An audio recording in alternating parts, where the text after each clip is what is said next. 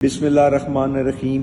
اٹک کے غیور عوام، آج میں آپ سے یہ اپیل کر رہا ہوں کہ خان نے جو کال دی ہے 24 نومبر کی، اس کال کو کامیاب کرنا اٹک کے ہر فرد کا فرض بنتا ہے۔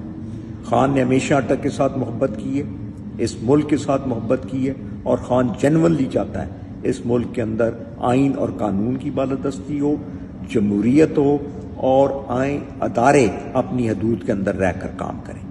خان جو بھی قربانی دے رہا ہے اس ملک کی خاطر، آپ کی خاطر، آپ کی آنے والی نسلوں کی خاطر دے رہا ہے۔ اب وقت ہے کہ اٹک والوں، آپ نے خان کو مایوس نہیں کرنا۔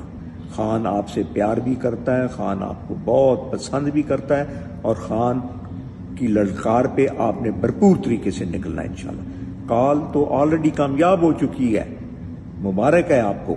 90% تو پورا انہوں نے پاکستان سیل کر دیا، تمام موٹر ویز، ہائی ویز، اڈے، لاریوں کے اڈے، ریلوے اسٹیشن سب بند کر دیے، ہوٹلز خالی کروا دیے گئے۔ تو اور کیا کامیابی ہوتی ہے؟ The government has failed, totally field, کیونکہ انہوں نے سیل کر دیا ملک کو، انہوں نے ملک کو جام کر دیا، پہیا جام کر دیا انہوں نے۔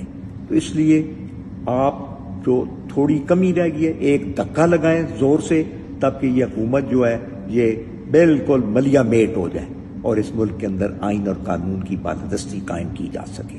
اور دوسری ایک بات میں یہ بھی بتا دوں، آپ نے رینجرز اور پولیس والے، یہ بھی ہمارے بھائی ہیں، یہ ہمارے بیٹے ہیں، ہماری بہنیں ہیں، ہمارے یہ عزیز ہیں، یہ کبھی بھی آپ کے ساتھ زیادتی نہیں کریں گے، وہ بھی دل میں جانتے ہیں سب کہ کیا ہو رہا ہے۔ تو اس لیے کھڑکا کے نکلیں، گج وج کے نکلیں، تب کہ پورے پاکستان کو پتہ چلے کہ اٹک میں لوگ دلیر لوگ رہتے ہیں، اور اٹک کے لوگ لڑنا جانتے ہیں اپنے ملک کی کاز کے لیے اور اپنے ملک کی بہتری کے لیے۔